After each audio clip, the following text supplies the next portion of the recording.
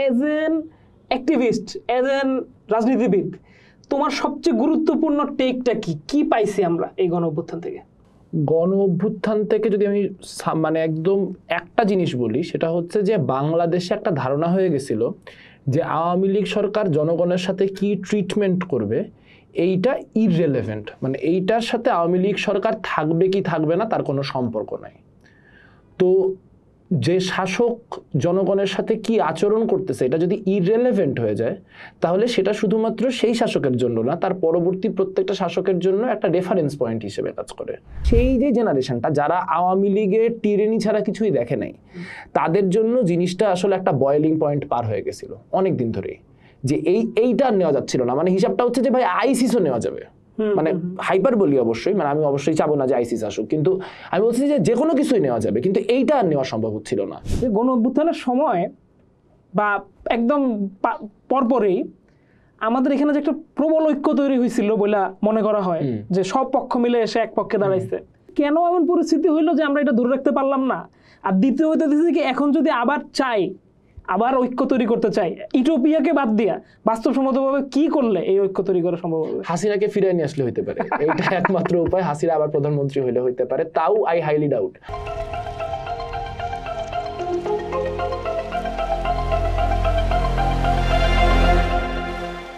বাইনারির বাইরে পডকাস্ট সিরিজে আজকে আমাদের সাথে আছে ছাত্রনেতা মেঘ মোল্লার বসু।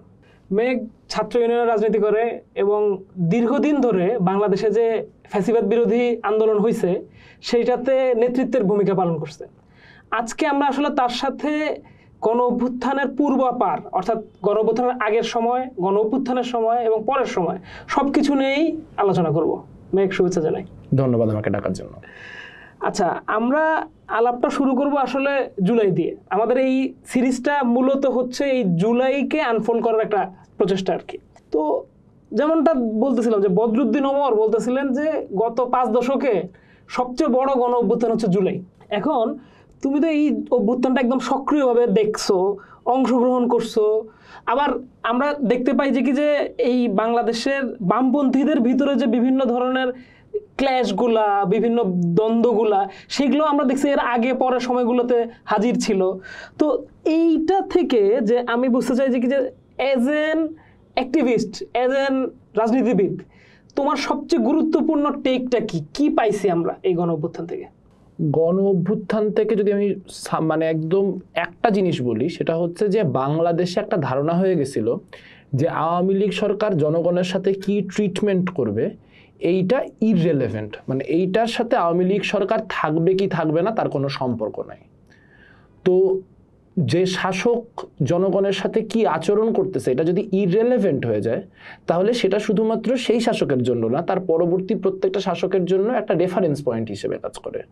কারণ আমরা যেটা দেখেছি যে শেখ হাসিনা হচ্ছে বাংলাদেশের সব থেকে দীর্ঘ সময় ধরে থাকা স্বৈরাচার। আমরা কিন্তু বাংলাদেশে কোনো রেজিম, কোনো টেনিয়ার এত দীর্ঘ সময় ধরে থাকতে দেখি নাই।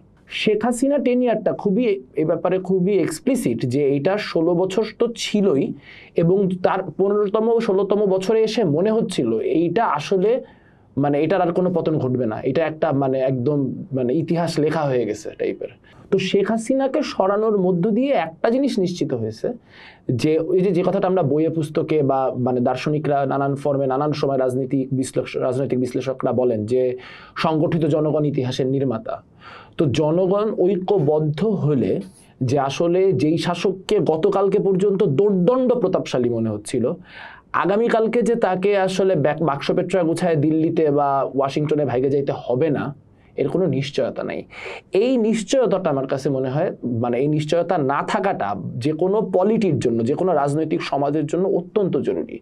ওকে, আমরা যদি একটু তোমার এই রাজনৈতিক দর্শনের জায়গা থেকে একটু দেখতে চাই যে আমরা এই জিনিসটা কিন্তু মানে আমাদের এই সিরিজেই আরো অনেকেই এসে এই আলাপটা করে গেছে যে বাংলাদেশে যে এরকম একটা অভ্যুত্থান পরিস্থিতির দিকে যাচ্ছে বা এই যে এরকম একটা অবিসম্ভাবী বড় সংঘাতের ঘটনা যে ঘটতে যাবে, এইটা বোঝাই যাচ্ছিল, এক ধরনের প্রস্তুতি ছিল।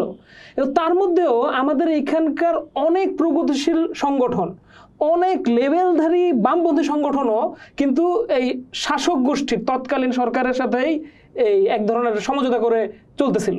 তার মধ্যে থেকে আমরা কিন্তু দেখতে পাই যে কি, যে ধরো তোমরা অনেকেই এই এই নিজেদের পার্টির ভিতরে এক ধরনের একটা সংগ্রাম করতে হয়েছে, যেইটারে আমি মনে করতেছিলাম যে একটা সিগন্যাল, যে এই যে পরিস্থিতিটা আসতেছে বা এই যে যেই ব্যবস্থাটা চলতেছে সেটা আসলে থাকবে না। তো এই আমাদের এই যে এই জিনিসটা কি আসলে সত্য, যে এটাকে আগে আগে বোঝা যাচ্ছিল? পরপর 3টা নির্বাচনের পরেও, 24-এর নির্বাচনের পরেও একটা ধারণা ছিল যে যদি আওয়ামী লীগ চলে যায় তাহলে আসলে আমরা তো ক্ষমতায়িত হইতে পারবো না, আমরা তো ক্ষমতায় যাব না, তাহলে কারা ক্ষমতায় যাবে? যারা ক্ষমতায় যাবে তারা কি আওয়ামী লীগের চেয়েও খারাপ হবে? এই যে একটা শঙ্কা, দ্বিধা, দ্বন্দ্ব ইত্যাদি ইত্যাদি প্রগতিশীল কিছু সংগঠনের মধ্যে একরকম ভাবে ছিল। সেটা খুবই সুপ্ত লুপ্ত অবস্থায়, সেটা আপনি কোনো দলিলপত্রে পাবেন না, সেটা আপনি কর্মসূচিতে পাবেন না। আপনি যদি কথার কথা সিপিবিকে এই প্রশ্ন করেন, সিপিবি আপনাকে তার 5 বছরের সংগ্রামের ইতিহাস দেখাই দিবে যে হচ্ছে আমি এটা করছি। কিন্তু আমাদের একটা বোঝাপড়ার জায়গা ছিল যেটা সর্বাত্মক হচ্ছে না। বামপন্থীদের আওয়ামী লীগ বিরোধী সংগ্রাম মানে অ্যাট অল কস্টস না হচ্ছে না বড় কয়েকটা সংগঠনের। বাকি এর মধ্যেও অনেকগুলি সংগঠন তাদের মতো করে, নিজেদের মতো করে একদম তাদের সম্পূর্ণ শক্তি বা তাদের শক্তির চেয়ে বেশি দিয়ে লড়াই করছে। কিন্তু যেটা আমরা বুঝতে পারছি যে যার ইনফ্রাস্ট্রাকচার আছে, যে সারা দেশে যদি আসলে আওয়ামী লীগ বিরোধী একটা সংগ্রামের বৃহত্তর ডাক দেয়, সেটা কেউ ফেলবে না। মানে অন্যান্য রাজনৈতিক সংগঠনগুলি নিজে থেকেই তার সাথে সংযুক্ত হবে, সম্পৃক্ত হবে। কিন্তু আমরা দেখতেছি তাদের সেই সর্বাত্মক চেষ্টাটা হচ্ছে না। এই সর্বাত্মক চেষ্টাটা কেন হচ্ছে না এবং সর্বাত্মক চেষ্টা করলে কেন তাকে হঠকারী বলা হচ্ছে, এই নিয়ে একটা ক্রাইসিস আমাদের মধ্যে দীর্ঘদিন ধরে ছিল। আমাদের বোঝাপড়া ছাত্রদের মধ্যে খুবই স্পষ্ট ছিল যে এই ঘটনাটা ঘটবে, আজ হোক, কাল হোক, পরশু হোক। কোন ইস্যু ধরে ঘটবে আমরা জানি না, কিন্তু কোনো না কোনো ইস্যু ধরে মানুষের যে 16-17 বছরের অনাগরিক হিসেবে ট্রিটেড হওয়ার বঞ্চনা, এইটা কোনো না কোনোভাবে বিস্ফোরিত হবে। এবং বিস্ফোরণের মুহূর্তে আসলে কারা সেটা সামনে দাঁড়ায় নেতৃত্ব দিবে, কারা সেখানে সামনে অবস্থান নিতে পারবে, তার মধ্য দিয়ে নির্ধারিত হবে যে আগামীর দিনে বাংলাদেশ কাদের ইনফ্লুয়েন্সে চলবে বা আগামী দিনে বাংলাদেশে কাদের প্রভাব বেশি হবে। আমার কাছে মনে হয় যে আসলে অনেকগুলো প্রগতিশীল, শুধু প্রগতিশীল সংগঠন, এটা সংগঠনের যত বেশি আমি বলবো অনেক ইন্ডিভিজুয়াল অ্যাক্টিভিস্ট আছেন যারা নিজেদের প্রগতিশীল দাবি করেন, তারা এটা দেখতেই পান নাই। কারণ তারা সমাজে যাদের সাথে চলছেন, যাদের সাথে মিশছেন, যাদের সাথে কথা বলছেন, তারা হচ্ছে সোসাইটির সেই অংশটা যারা আসলে আওয়ামী লীগ আমলে মোটা দাগে মন্দের ভালোই ছিল, খুব খারাপ অবস্থায় ছিল না। ফলে তারা রিজেন্টমেন্টের খবরগুলো জানতে পারেন নাই। তারা বুঝতে পারেন নাই যে এই যে আপাত দৃষ্টিতে সব ঠিকঠাক, আপাত দৃষ্টিতে জিডিপি এবং উন্নয়নের গল্প, এই বিভিন্ন রকম প্রকল্পের গল্প, পদ্মা সেতুর গল্প, এই গল্পের নিচে চাপা পড়ে থাকার যে রাগ, ক্রোধ, খোদ, অপমান, যন্ত্রণার গল্পগুলা, সেই গল্পগুলা তাদের কান পর্যন্ত পৌঁছায় নাই। যার ফলে যখন ঘটনা ঘটছে তখন তারা খুব হতবাক হয়ে গেছে। এবং হিসাব করে দেখবেন যে এই লোকগুলাই ষড়যন্ত্র তত্ত্ব দিচ্ছে এখন। কেন দিচ্ছে ষড়যন্ত্র তত্ত্ব? কারণ দিচ্ছে যে তার কাছে তো ওই রাগ ক্রোধ ক্ষোভের হিসাবই নাই। তো সে তো বুঝতে পারতেছে না যে কেন সাধারণ শিক্ষার্থী সে এরকম র্যান্ডম নামে পড়ে শেখ হাসিনার পতন চাওয়া শুরু করলো। কারণ তার আগের 15-16 বছর তারা কি ফিল করছে একটা গোটা জেনারেশন, সেই ফিলিংটা তো তাদের ওই লোকগুলো পর্যন্ত কনভেইড হয় নাই। গত 4-5টা বছরে যদি একটা ফ্ল্যাট ভাবে বিছাই, 3-4টা বড় বড় ঘটনা একদম তোমার কেন্দ্র করে ঘটছে। যেমন তোমার ছাত্রলীগ পিটাইলো, প্রায় অন্ধ করে দিছিল। তারপরে এটা যেমন আগের ঘটনা। আবার আমরা দেখলাম যে জুলাইয়ের পরে এই যে রেড টেরর স্ট্যাটাস নিয়ে, সেটা নিয়ে সারা দেশে মোটামুটি একটা তোলপাড় হয়ে গেল। তো এইটার মানে এই জার্নিটা ফ্রম দিস টু দ্যাট, এই বিষয়ে শুনবো। এখানে হচ্ছে যে জার্নিটা করছে বাংলাদেশ, মানে আমি আমার জায়গায় আছি, আমি যা বলতেছিলাম আমি তাই বলতেছি। আমি যেরকম মানে বিভিন্ন শাসকের শোষণ বা জুলুমের বিরুদ্ধে যে আমার যতটুকু ক্ষমতায় থাকুক আমি তো সর্বোচ্চ দিয়ে প্রাণপণ করে লড়বো, সেই কমিটমেন্টের জায়গায় আছি। কিন্তু শাসক বদলায় গেছে এবং শাসক কি বিক্রি করে শাসন করে, কি বিক্রি করে অত্যাচার করে, সেটা বদলায় গেছে। যদি ওই আপনার 2023-এর 14 ডিসেম্বরের ঘটনা বলি, যে রাজু ভাস্কর্য প্রায় 13-14 দিন ধরে হচ্ছে অবরুদ্ধ করে রাখছে, যে বিশাল একটা ব্যাকড্রপ বানানো হয়েছে শেখ হাসিনার, সেই ব্যাকড্রপ বানায় যে হচ্ছে সেটা রাজু ভাস্কর্য ঢেকে দেওয়া একটা ব্যাকড্রপ। এবং ব্যাকড্রপটা বানাচ্ছে কি নিয়ে? ব্যাকড্রপটা বানাচ্ছে হচ্ছে যে মেট্রো রেলের স্টেশন ঢাকা বিশ্ববিদ্যালয়ে দেওয়ায় শেখ হাসিনাকে ধন্যবাদ। এবং সেই ধন্যবাদ দেওয়ার প্রক্রিয়ার সাথে যারা ছিল, সেই ধন্যবাদ দেনেওয়ালারা কিন্তু অনেকে এখন বিশাল আওয়ামী লীগ বিরোধী হয়ে গেছে এবং তারা আমাদেরকে আওয়ামী লীগের দালাল টালাল বলতেছে, এরকম পরিস্থিতি। যাই হোক, বাংলাদেশে তো সবাই সরকারি দল, এটা আবার আর এক হিসাব। তো যখন এই ঘটনা ঘটলো, তো ঘটনা ঘটার পরে প্রথমে আমরা কনফ্লিক্টে যাইতে চাই নাই। তো তখন, এবং এটা ছাত্রলীগের ব্যানারে করা হয়নি, করা হয়েছিল হচ্ছে ছাত্রলীগের ভিতরে একটা ইন্টারনাল পাওয়ার ডাইনামিক চলতেছিল, পাওয়ার ক্ল্যাশ চলতেছিল। সেখানে তানভীর হাসান সৈকত, তার মনে হইলো যে সে যে কত বড় মাতৃভক্ত তার প্রতিযোগিতা চলতেছে। তো সে যে সবচেয়ে বড় মাতৃভক্ত এইটা দেখানোর জন্য সে একটা বিশাল ব্যাকড্রপ বানালো এবং টিএসসি সাধারণ সংগঠন, টিএসসি সাংস্কৃতিক সংগঠন এদেরকে দিয়ে একটা বিশাল প্রোগ্রাম করালো। এখন এটাতে রাগের কারণ মানে 2-3 ফোল্ড। প্রথম ফোল্ড হচ্ছে যে এই টিএসসি স্টেশন নিয়ে আমরা যখন আমরা বুঝলাম যে মেট্রো রেল ঠেকাইতেই পারবো না, তখন আমরা টিএসসি স্টেশন নিয়ে কথা বলছিলাম যে টিএসসিতে স্টেশনটা হওয়ার দরকার নেই, এই স্টেশনটা যদি শাহবাগে হইতো তাহলে এত লোকের ইনফ্লাক্স ভিতরে ঘটতো না। তো যখন টিএসসি স্টেশনটাও হচ্ছে তখনও সেটা তো ঠেকানো হলোই না, সেটা নিয়ে একটা ফেক করা হইতেছে যে হচ্ছে যে মানুষ কংগ্রাচুলেট করতেছে এটার জন্য শেখ হাসিনাকে। অথচ আপনি যদি এখন দেখেন বহিরাগত নিয়ে বিশাল ক্রাইসিস। আবার এখানেও কি মজা দেখেন যে বহিরাগত আনার জন্য বা বামপন্থীরা দায়ী, আমরা দায়ী। আমরা মেট্রো রেল স্টেশন না করার জন্য আন্দোলন করলাম, আবার বহিরাগত ঢুকানোর দায় আমাদের। তো যাই হোক, তো প্রথমে এরকম হুট করে হচ্ছে এরকম একদিন, মানে এটা নিয়ে আমি ফেসবুকে তখন স্ট্যাটাস দিছি যে যদি এটা করা হয় তাহলে রাজু কিন্তু অবমুক্ত করা হবে ইত্যাদি ইত্যাদি। তো সেটা ওরা কোনো গা করে নাই, মানে ওটা নিয়ে কোনো কিছু হয় নাই তখন। পরবর্তীতে 7 বা 8 তারিখের দিকে আমি একদিন ক্যাম্পাসে নর্মালি হাইটে যাচ্ছি, তো আমার তানভীর হাসান সৈকতের সাথে দেখা, সে সোহরাওয়ার্দী উদ্যানের উল্টা দিক থেকে তার লোকজন শাকডেন্দ্রা সমেত বের হচ্ছে।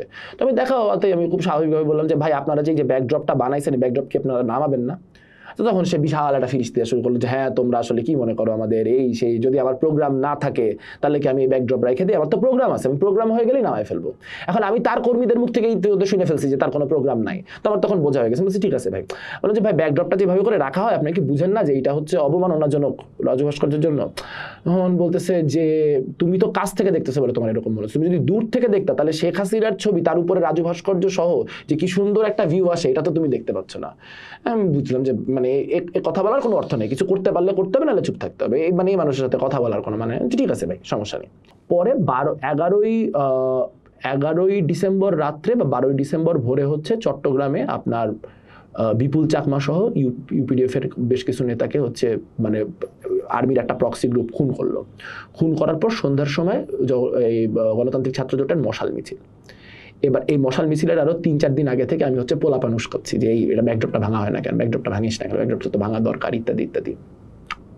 তো তারপরে যেটা হলো যে হচ্ছে 12ই ডিসেম্বর প্রোগ্রামের মধ্যে ছেলেপেলে এমনিতে আগে থেকে অ্যাজিটেটেড ছিল। তারপর যখন এরকম হলো যে গণতান্ত্রিক ছাত্র জোটের নেতারা সিদ্ধান্ত নিলেন যে তারা এইখানে, আমি জিজ্ঞেস করলাম যে তাহলে কি আমরা এই শেখ হাসিনার ব্যাকড্রপের সামনে দাঁড়ায় শেখ হাসিনার বিরোধিতা করবো এখন? আচ্ছা। তো তখন বললাম যে না তা তো করা যাবে না। তখন কি করবো, সিদ্ধান্ত হলো যে আমরা মিলন চত্বরে দ্বারায় সমাবেশ করব। তো এইটা আমি যেটা করছিলাম যে আমি এই তথ্যটা সাধারণ ছেলেপেলে মানে কর্মী পর্যায়ের ছেলেপেলের কাছে পাস করে দিয়েছিলাম, শুধু আমার সংগঠন না সব সংগঠনেরই।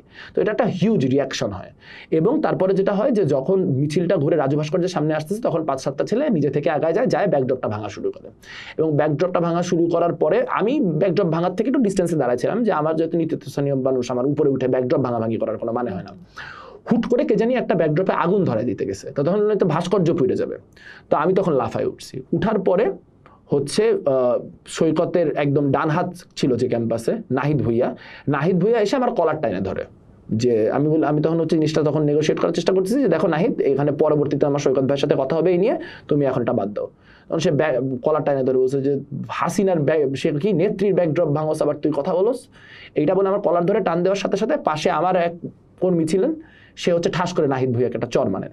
এই চর মারা থেকে এই যে গন্ডগোল লেগে গেল। তারপর 12ই ডিসেম্বর এক দফা মারামারি হলো। 12ই ডিসেম্বর আমরা মাইর খাইয়ে গেলাম। আমার যেটা বড় অপরাধ ছিল, সেটা কোটানকোট অপরাধ, সেটা হচ্ছে সাধারণত এইসব ঘটনা ঘটলে রাজনীতির নিয়ম হচ্ছে অস্বীকার করা, যে কারা করেছে আমরা জানি না, অমুক না তমুক না। এখন দেখবেন এখন তো সিসিটিভি ফুটেজ আছে, যারা করছে তাদেরকে তো ধরা হবে, তো তখন তো তাদের সন্ত্রাসী বলে ধরা হবে। তো আমি এবং আমার জেনারেল সেক্রেটারি মাইন আহমেদ, আমাদের দুজনকেই যখন প্রথম আলো এবং অন্যান্য মিডিয়ারা জিজ্ঞেস করে যে সৈকত ভাই বলছেন যে আপনারা কি ক্ষমা চাবেন কিনা, তো আমি বলছি আমি তো এই জন্য ক্ষমা চাবো যে আমি এটা আরো 11 দিন আগে করতে পারি না, এটা 11 দিন আগে করলে আজকে এই পরিস্থিতি হইতো না।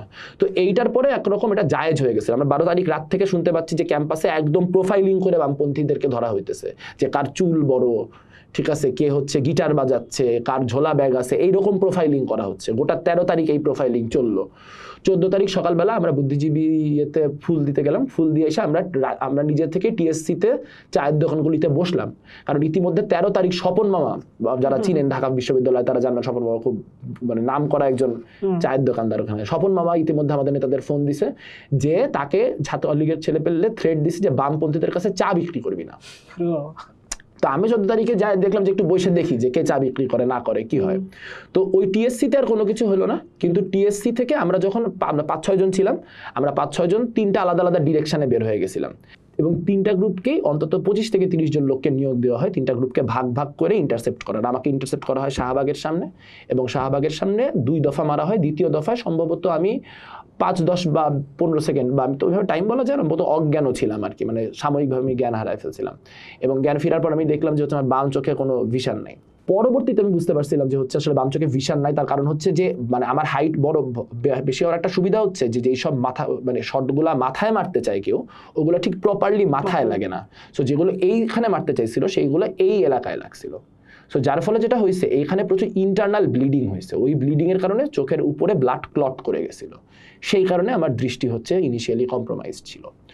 তো এই ঘটনার পরে এবার অনেকে বলে যে বামপন্থীদেরকে তো সরকার মানে আওয়ামী লীগ অনায়াসে থাকতে দিছে, ক্যাম্পাসে এক্সিস্ট করতে দিছে। বিষয়টা হচ্ছে কি ভাই, কেউ না কাউকে জায়গা দেয় না। আমার ধারণা আওয়ামী লীগও যদি কোনোদিন ফিরতে পারে, আওয়ামী লীগ এসে বলবে যে ইউনূস আমলে তো বামপন্থীরা থাকতে পারছে, আরামে থাকছে ক্যাম্পাসে। কিন্তু বিষয়টা হচ্ছে স্পেস আপনি আপনার স্ট্রাগলের মধ্যে দিয়ে করে নেন। 12ই ডিসেম্বর যখন আমাকে মারা হইলো, এটা অন্য অনেক বড় সংগঠনের নেতারা হইলে এখানে ডিসিশন নিত যে আমি আপাতত সেফে থাকি, বা সংগঠন থেকে তাকে বলা হয়তো আপনি আপাতত সেফে থাকেন, পরিস্থিতি ঠান্ডা হলে বাইর হয়ে। কিন্তু তাহলে আমার মোরাল লেজিটিমেসিটা ওই মুহূর্তে নাই হয় যেত, আমি অপরাধীর মতো ঘোরাঘুরি করতাম। আমি 12 তারিখে মাইর খাওয়ার পর 14 তারিখে গেছি, 14 তারিখে মাইর খাওয়ার পর 8 থেকে 9 দিনের মাথায় হচ্ছে যেই প্রোগ্রাম করাই হয়েছে আমাদের এই উপর আক্রমণের প্রতিবাদে নাগরিক সমাবেশ, সেই নাগরিক সমাবেশে আমি ডাক্তারের আদেশ অমান্য করে এক হাত ওই ইয়েতে ঝুলাই গেছি, যাই সেখানে যাই আবার সারা বাংলা কারাগার শেখ হাসিনা স্বৈরাচার স্লোগান দিছি। তো আমার যদি ওই দিন মারতো, আমি তার পরের দিন আবার যাইতাম। বিষয়টা হচ্ছে যে এইভাবে করে ওইখানে আমরা তখন স্পেস বানায় রাখছিলাম। আর সেখান থেকে শিফট করে আজকের যে লড়াই, সেই লড়াই হচ্ছে তখন মুক্তিযুদ্ধের নামে করা হতো এই দুষ্কর্মগুলা, এখন করা হচ্ছে ইসলামের নামে, এখন করা হচ্ছে মুসলিম জাতীয়তাবাদের নামে, এখন করা হচ্ছে ফ্যাসিবাদ বিরোধিতার নামে। তো আমি যখন দেখতেছি যে যেই মানুষগুলি আক্রান্ত হচ্ছে এই মুহূর্তে, মানুষগুলি কারা, কাকে ফ্যাসিবাদের দোষর বলা হইতেছে আজকে? তরিকতি কমিউনিটির এত বড় অংশ মানুষ, এরা সবাই ফ্যাসিবাদের দোষর। এত মানুষ শিল্প সাহিত্য সংস্কৃতির সাথে জড়িত, এরা সবাই ফ্যাসিবাদের দোষর। আদিবাসীরা ফ্যাসিবাদের দোষর। যত প্রান্তিক জনগোষ্ঠী বাংলাদেশে আছে, আমার কেমন একটা অরওয়েলিয়ান রিয়ালিটি বানানো হয়েছে যে তারাই যেন বা অপ্রেসার, এবং তাদেরকে অপ্রেস করার মধ্য দিয়ে তারা একটা ফ্যাসিবাদ বিরোধিতা প্রতিষ্ঠা করতেছে। তো স্টুডেন্টস ফর সোভরেনিটি যা করতেছে, বা আমরা যে সারা দেশে যে মবগুলি হয়, এই মবের বিরুদ্ধে আমরা কি করি? আমরা বলি রাষ্ট্র তুমি ব্যবস্থা নাও। এখন রাষ্ট্র বলতে কে? রাষ্ট্র মানে তো এই পুলিশ। এখন খেয়াল করে দেখেন, মব আমার বিরুদ্ধে, পুলিশ আমার লোক না।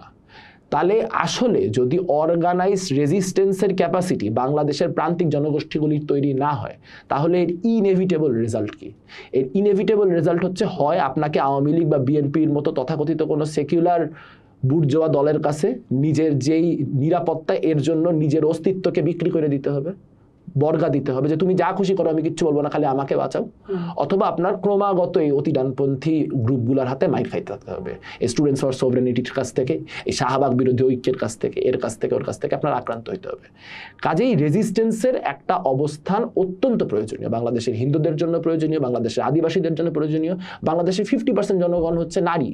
এই নারীদের পোশাক নিয়ে যেভাবে পুলিশ করা হয়, তার বিরুদ্ধে যে পরিমাণ সেক্সুয়াল হ্যারাসমেন্টের ঘটনা ঘটছে, তার জন্য প্রয়োজনীয়। এখন আমি স্ট্যাটাসটা দিছিলাম একটু ইচ্ছা করে ইনফ্লেমেটরি টোনে, যে এটা একটা বুদ্ধিবৃত্তিক তর করে উস্কাক। এখন কিন্তু সেটার যে রিয়াকশনটা যেটা হয়েছে, সেই রিয়াকশনটাও খুবই অর্গানাইজড এবং অর্কেস্ট্রেটেড। মজার বিষয়টা হচ্ছে রেড স্টেটার নিয়ে যে স্ট্যাটাস হয়েছে, এই ক্ষেত্রে আমার ওই আগের নীতি আমি অ্যাপ্লাই করছি, যে আমি তার ঠিক 3 দিন বাদে আবার ক্যাম্পাসে যাওয়া শুরু করছি। এবং হচ্ছে মানে আমার অনেকগুলো ছবি টবি তোলা আছে, যেমন অপরাজেয় বাংলাদেশের নিচে হচ্ছে আপনার একটা জায়গায় জঙ্গি বসু লেখা আছে, ওটার সাথে আমার একটা ছবি তোলা আছে। ওটা হচ্ছে আমি যেদিন ঢাকা বিশ্ববিদ্যালয়ের রাজনীতি ফাইনালি শেষ করবো, ওই দিন ওইটা পোস্ট করে সাইন অফ করবো আর কি। তো ওই দিনও 3 দিনের পর থেকে একই জিনিস হয়েছে, যে আমার বিরুদ্ধে এত কিছু বলা হয়েছে বা এত কিছু করা হয়েছে, ওটাতে আমি ভরকাই নাই। আমি 3 দিনের মাথায় ক্যাম্পাসে যাওয়া শুরু করছি। এবং যখন আমি ক্যাম্পাসে যাওয়া শুরু করছি, আমাকে কিন্তু গত 5-6 মাসে একটা লোকও পাবলিকলি এসে কনফ্রন্ট করে নাই যে হচ্ছে আপনি এই কাজ কেন করছেন, আপনি এরা অমুক কেন করছেন। অথচ ফেসবুকে সবাই মামলা দিতেছে নাকি, যে হচ্ছে এই মামলা ওই মামলা। পরে আমি নিজে থেকে শাহবাগ থানায় ফোন দিছি যে ভাই আমার বিরুদ্ধে মামলা টামলা হয়েছে। বলে ভাই আপনার বিরুদ্ধে কি মামলা হবে? মানে আপনি মানে মামলা করতে হলে তো বলতে হবে যে হইতেছে যে উনার কথার দ্বারা আমি আক্রান্ত হয়েছি। এখন আমি যে ক্যাটাগরিগুলো বলছি, এই ক্যাটাগরি কি কেউ নিজে বলবে যে হচ্ছে আমি আদিবাসীদের মারবো, আমি নারীদের ইয়ে করবো? এটা তো কেউ বলবে না। কাজে মানে মামলাটা কিসের? এবং আরেকটা মজার কথা বলি এই প্রসঙ্গে, সেটা হইতেছে যে নাম বললাম না রাজনৈতিক ইয়ের খাতিরে, যারাই মামলা বলতেছি, যে মিছিলগুলার একদম শীর্ষস্থানীয় সংগঠক, তাদের একজনের সাথে তার 5 না 7 দিন বাদে দেখা হয়েছে। আমরা হচ্ছে ছাত্র ইউনিয়নের তরফ থেকে আপনার আমাদের যে ডাকসুর গঠনতন্ত্র বিষয়ক সংস্কার প্রস্তাব সেটা প্রক্টরকে দিয়ে আমরা জনাভিষেক মানুষ ফিরতেছি। তো ও ছেলেটা উল্টা দিক থেকে আসতেছে। তো আস্তে আস্তে জিজ্ঞেস করলো যে ভাই কেমন আছেন। এর আগে হলে আয়সা জড়াই টড়াই ধরতো, নিজেও বুঝছে যে বেশি হিপোক্রিটিক্যাল হয়ে যাবে, যে 5 দিন আগে মিছিল করলাম লোকটার নামে, এখন যদি যাই যাবার জড়াই ধরি যে ভাই কেমন আছেন। আমি খুব সরল মনে বলছি যে এই যে তোমরা যেমন রাখছো বলে হাইটে চলে গেছি। তো দ্যাটস ইট। এইগুলা হচ্ছে যে আসলে এই অন্যায় যেই মানে রাজনীতি, এটা যদি অ্যাবসলিউটলি অন্যায়, যে রাজনীতির সাথে কোনো ন্যায্যতা ন্যায়ের সম্পর্ক নাই, সেটাতে আপনি ভ্যালিউ করলেই সেটা পাওয়ারফুল, সেটা আপনি ভ্যালিউ না করলে এটা পাওয়ারফুল না। তানভীর হাসান সৈকত তারপরে 6 মাস ক্যাম্পাসে এক্সিস্ট করছে, আমিও এক্সিস্ট করছি। তানভীর হাসান সৈকত তো মারতে পারে নাই, বা যারা এই মিছিল করছে তারা তো পরে আমার এতগুলা প্রোগ্রাম অ্যাটেন্ড করছি, কোনো প্রোগ্রামে এসে আমার বুলি করার সাহসও দেখায়নি। তার কারণ হচ্ছে ওই নিজের নৈতিকতার জোর নিয়ে দাঁড়ায় থাকতে হয়, এবং জুলুমের যেই ভাষা, সেই ভাষাকে, জুলুমের যে র্যাশনালাইজেশন বা জাস্টিফিকেশন, সেটাকে এক বিন্দুও বাংলাদেশে ছাড় দেওয়া যাবে না। এটা হচ্ছে আমার বোঝাপড়া। ওকে, এবার একটু আসি হচ্ছে এই তোমার নামের বিষয়ে। ধরো তুমি তো মেঘমালার বসু, এবং বাংলাদেশের এই ধরো আওয়ামী লীগের শাসন আমলে আমি যদি তোমার স্ট্যাটাস কোট করি, যে তুমি ধরো বলতেছো যে এই হিন্দু সম্প্রদায়ের উপরে যেই অপারেশন হয় সেইটা আসলে আওয়ামী লীগের আমলেও হয়েছে। আবার এখনকার সময় এই যে ধরো আমি যে 3টা গুরুত্বপূর্ণ পয়েন্ট যেটা তোমার নিয়ে সবচেয়ে বেশি বিতর্ক, আর একটা বিতর্ক হচ্ছে এইটাই যে বাংলাদেশের হিন্দুদেরকে শেষ করে দেওয়া হইতেছে, কিন্তু তুমি সেটা দেখতে পাচ্ছ না, তুমি সেখানে তাবেদারি করতেছো অভ্যুত্থানের পক্ষে। তুমি ইন্ডিয়ান টেলিভিশন চ্যানেলে গিয়া তাদেরকে ডিবাঙ্ক করে দিয়ে আসতেছো যে না এখানে এরকম ঘটনা ঘটতেছে না। তো এইখানে এসে মানে এইটা তো সত্যি না, এই ক্রাইসিসটা যেই ক্রাইসিসটাতে মানে বাংলাদেশের মাইনরিটিদের উপরে অপারেশন, সেটা আগে ছিল কিনা, পরে আছে কিনা, আবার হইতেছে যে এখন যে একটা নতুন চেহারা নিয়ে ইয়ারা মানে মাইনরিটি সম্প্রদায় থেকে বলা হয়ে থাকে যে আমরা অপ্রেসড হইতেছি, কিন্তু আমাদের ফেলোরাই আমাদের বিরোধিতা করতেছে। তো এখানে তোমার টেক কি হবে? এখানে মুশকিলটা যেটা, সেটা হচ্ছে যে বাংলাদেশের মাইনরিটির যে ইস্যু, এই ইস্যুটা অত্যন্ত নুয়ান্সড এবং সফিস্টিকেটেড একটা ইস্যু।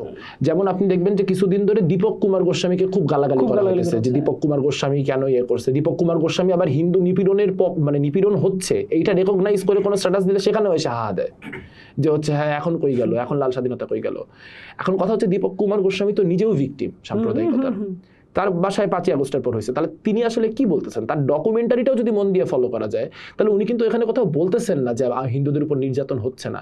তিনি বলতেছেন যে ছবিটা মানে এটা ব্ল্যাক অ্যান্ড হোয়াইট না। আমরা তো এই লাল পিঁপড়া কালো পিঁপড়ার গল্প ছোটবেলায় শুনে বড় হয়েছি। সো এগুলো আমাদের জন্য একদম পার্সোনালাইজড এক্সপিরিয়েন্স। আমরা সাম্প্রদায়িকতার বাংলাদেশের মাত্রাটা কি এটা জানি, বাংলাদেশ কোন কোন জায়গায় অসাম্প্রদায়িক এটাও জানি, বাংলাদেশে কোথায় কোথায় কি কি সাম্প্রদায়িকতা আছে এটা যেমন আমরা জানি, কোন কোন পয়েন্টে বাংলাদেশের মানুষ অসাম্প্রদায়িক, বা সে মানে অত পড়াশোনা না করে অত না বুঝেই তার যে অসাম্প্রদায়িক ধারাটা সেটাও আমরা বুঝি। মুশকিলটা হচ্ছে এটাকে আমি যখন রেজিমের সাথে অ্যাসোসিয়েট করতেছি, যখন আমি বলতেছি যে এই রেজিমের আমলে ভালো ছিল, এই রেজিমের আমলে খারাপ হয়েছে। এখন মজাটা হচ্ছে যে ধরুন লালমনিরহাটে কয়েকদিন আগে একটা বড় ঘটনা ঘটলো, যে 2 নরসুন্দর নাপিত তাদেরকে হচ্ছে ধর্ম অবমাননার কথা বলে তাদেরকে হচ্ছে পিটায়ে পুলিশের কাছে দিয়ে দেওয়া হলো, এবং পুলিশ তাদের বিরুদ্ধে মামলা করলো। যারা প্রকাশ্যে পিটায়ে ভিডিও করলো তাদের বিরুদ্ধে কোনো মামলা করলো না, তাদের বিরুদ্ধে কোনো কিছু করা হলো না। এইবার আমি যখন এই ঘটনাটা সম্পর্কে লালমনিরহাট হিন্দু নির্যাতন দিকে সার্চ দিতে গেছি, আপনি নিজে হচ্ছে সার্চ দিলে দেখতে পাবেন যে 2020 এবং 21 আওয়ামী লীগ আমলে 2-3টা বড় বড় এরকম সাম্প্রদায়িকতার ইনসিডেন্ট মানে ইন্টারনেটেই আসে। তো বা 2021কে বাংলাদেশের ডানপন্থী হিন্দু গ্রুপগুলোয় কোনো প্রগতিশীল না, খুব স্পষ্ট ভাষায় 2021 দুর্গাপূজার সিজনটাতে বলা হয় রক্তাক্ত স্মারক। এবং আপনারা মনে করে দেখবেন যে প্রিয়া সাহা বা কোনো এক নামের এক মহিলা সে আমেরিকান কংগ্রেসে যায়, বা ডোনাল্ড ট্রাম্পের কাছে কোনো একটা ইয়েতে বলছেন যে বাংলাদেশের হিন্দুদের মারা হইতেছে অমুক তমুক, তখন কিন্তু আবার লোকজন খুব ক্ষিপ্ত হয়েছিল যে হ্যাঁ এরকম বলতেছে, বাংলাদেশের মান খারাপ করতেছে। সো এখন তার মানে কি, তার মানে যে 2021 এই পরিস্থিতি মানে এইটা না যে 25-এ যা যা হচ্ছে এগুলো জাস্টিফাইড। আমি বলতেছি এটারে রেজিমের সাথে কানেক্ট করা ঠিক হইতেছে না, এবং একটা ব্ল্যাঙ্কেট করে ফেলা হইতেছে যে ধরেন আপনার এমন না যে অভ্যুত্থানপন্থী হিন্দুদের ঘরবাড়িতে ভাঙচুর হয় নাই, অভ্যুত্থানপন্থী হিন্দুদের ঘরবাড়িতেও ভাঙচুর হয়েছে, কিন্তু যেই লোকটা আওয়ামী লীগের একজন নেতা, তার ঘরটা যখন ভাঙা হইলো, তার নামের পাশে একটা বসু বা একটা সাহা বা একটা চক্রবর্তী আছে দেখে আমি যদি বলি এটা হিন্দু নির্যাতন, তাহলে এটা ডিসইনজিনিয়াস। এটাতে যেটা হয় যে অ্যাকচুয়াল যেই হিন্দু নির্যাতনগুলি ঘটতেছে সেগুলিকে আলাদাভাবে ট্র্যাক করার বা সেগুলিকে সাম্প্রদায়িক ইনসিডেন্টকে আলাদা করে ট্র্যাক করার কোনো উপায় তখন আর থাকতেছে না। সো মুশকিল হচ্ছে আমি যখন কথা বলতেছি ইন্ডিয়ান টেলিভিশন চ্যানেল আমাদের পুরোটা বলতে দিতেছে না, বা আমি যখন বাংলাদেশের কোনো টক শোতে যাচ্ছি সেও আমাকে পুরোটা বলতে দিতে চাচ্ছে না। সে চাচ্ছে যে আমি তার রাজনীতির জন্য কনভিনিয়েন্ট যে অংশটা, যেই অংশটুকু কোট করলে আমাকে একটা নির্দিষ্টভাবে পোর্ট্রে করা যায় অতটুকু অংশকে নিতে। ধরেন যখন এখানে সাম্প্রদায়িক ক্রাইসিস হবে তখন আমার 5টা নিউজ কালকে যদি হয় দেখবেন যে আমার আবার টক শোতে নিয়ে যাওয়া শুরু করছে, মানে একটা লোক পাইছে যে আছে যে ভালো কথাবার্তা বলবে হ্যান ত্যান। কিন্তু আমি যখন উল্টা কথাগুলো বলতেছি, আমি যখন বলতেছি যে এই যে ধর্ম অবমাননার এই ইস্যুটা পার্টিকুলারলি হিন্দুদের টার্গেট করে করা হবে, এখানে পাওয়ারের ডাইনামিক আছে। যে কোনো ধর্মীয় বক্তা যদি হচ্ছে মহানবীকে হইতেছে আপনার কাউবয় বলে, উনি কিন্তু সাতিমে রাসূলের ইস্যু হয় না। রাখাল্লাহার নামে হয়েছে কারণ রাখাল্লাহা যে তার মানে ছদ্ম নাম, সে যে আসলে হিন্দু না, এটা জানলে মানে জ্ঞানজামটা কম হইতো। কারণ রাহা নামে একটা লোক এই কাজ করতেছে, এটা তো নেওয়া খুব ডিফিকাল্ট। এখন এখানে একটা ক্ষমতার ডাইনামিক আছে এবং ক্ষমতার ডাইনামিকে উপমহাদেশে অবশ্যই ধর্মীয় সংখ্যালঘুরা মানে একদম কাঠামোগতভাবে কম ক্ষমতা সম্পন্ন। তো সেইখানে যখন আসলে হিন্দু নির্যাতনের ঘটনা ঘটতেছে তখন এই ব্যাপারে তো মানে প্রচন্ড পরিমাণ সতর্ক থাকা দরকার। যে আমি যখন একটা ইনসিডেন্টও বাড়ায় বলতেছি, একটা ফেক নিউজও ছড়াচ্ছি, 2020-এর 21-এর 22-এর একটা গল্পকে সামনে আইনে ওটা 2024-এর গল্প হিসেবে প্রেজেন্ট করতেছি, ওই মুহূর্তে তো আমি অবিশ্বাস সৃষ্টি করতেছি। এখনো কি হয় যে কোনো একটা এরকম ঘটনা হইলে আগে আমরা 3বার ক্রস চেক করি। কেন করি? কারণ যেই ডিসইনফরমেশন জেনারেট করা হয়েছে ইন্ডিয়া থেকে 6 মাস 8 মাস 10 মাস ধরে, এটা ভয়াবহ। এইটার ফলে ধরেন কথার কথা ঘটনা ঘটছে 100টা, আপনি বললেন ঘটনা ঘটছে 10,000, আমি বলবো যে এর 90% মিথ্যা। আপনি কিন্তু এই কথাটা শুনলেন 90% মিথ্যা, 10% যে সত্যি, তার মানে 100টা ইনসিডেন্ট, বিরাট ব্যাপার। সো 100টা ইনসিডেন্ট তো বড় ব্যাপার। এখন ওই 100টা ইনসিডেন্ট আমি মনোযোগ দিতে পারতেছি না কেন? কারণ আমি আর বাকি 9,900টা ইনসিডেন্ট নিয়ে এগুলা যে ডিবাঙ্ক করতে আমার সময় চলে যেতেছে। তাহলে আমি অ্যাকচুয়াল ইনসিডেন্ট হ্যান্ডেল করব কখন, ডিবাঙ্ক করব কখন?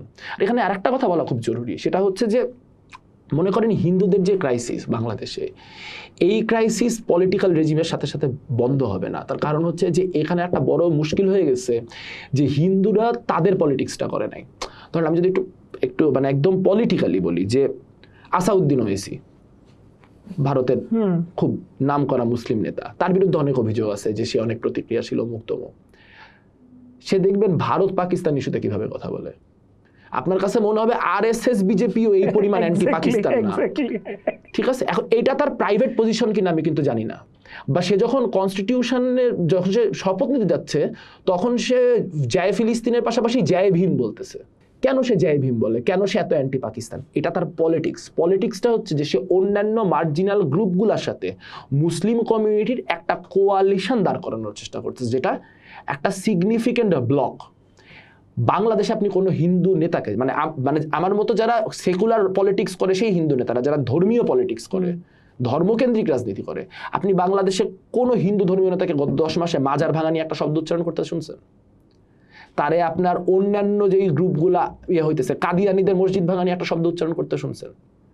বা শিয়াদের প্রসঙ্গে একটা শব্দ উচ্চারণ করতে শুনছেন? তাহলে আমার যে এই যে মানে মার্জিনাল গ্রুপগুলোর পলিটিক্স দাঁড় হইতে হলে তার তো এই লড়াইটাকে শুধু তার লড়াই না, একটা বৃহত্তর লড়াই হিসেবে সমাজের কাছে উপস্থাপন করতে পারতে হয়। কিন্তু এরা যত আক্রান্ত হইতেছে তত আরো মানে কি বলবো মানে ঘরের মধ্যে ঢুকে যাচ্ছে। কিন্তু বাংলাদেশের হিন্দু তো গেটোয়াইজড না। বাংলাদেশের হিন্দু অনেক সাম্প্রদায়িকতা ফেস করছে, কিন্তু সে ভারতের মুসলমানের মতো গেটোতে বসবাস করে না। তার যে সোশ্যাল সারাউন্ডিং সেখানে অনেক মানে কি বলবো অহিন্দু লোক আছে। কিন্তু তাহলে আমরা রাজনীতিটাকে কিভাবে দাঁড় করাইলাম, কি কি ঘটলো যার কারণে 5ই আগস্টের পর হিন্দুদের বিরুদ্ধে অপারেশন হইলে হিন্দুদেরই দাঁড়াইতে হইতেছে। কোনো হিন্দু আইডেন্টিটির মানুষ অপ্রেসড হলে তার আইডেন্টিটিটা প্রধান হয়ে উঠছে এবং আমরা আইডেন্টিটিটা নিয়ে মারামারি করতেছি। দেখেন সরকার এবং হিন্দু বৌদ্ধ খ্রিস্টান ঐক্য পরিষদ মারামারি করতেছে যে এতগুলা ইনসিডেন্ট হয়েছে, সরকার বলতেছে এগুলো সাম্প্রদায়িক ইনসিডেন্ট, ইনসিডেন্ট না, হিন্দু বৌদ্ধ খ্রিস্টান ঐক্য পরিষদ বলতেছে এগুলো সাম্প্রদায়িক ইনসিডেন্ট। কিন্তু কথাটা তো এখানে যাওয়ারই কথা না। আমি যদি নাগরিক হই তাহলে আমি হিন্দু মুসলিম খ্রিস্টান বৌদ্ধ তো ম্যাটার করার কথা না।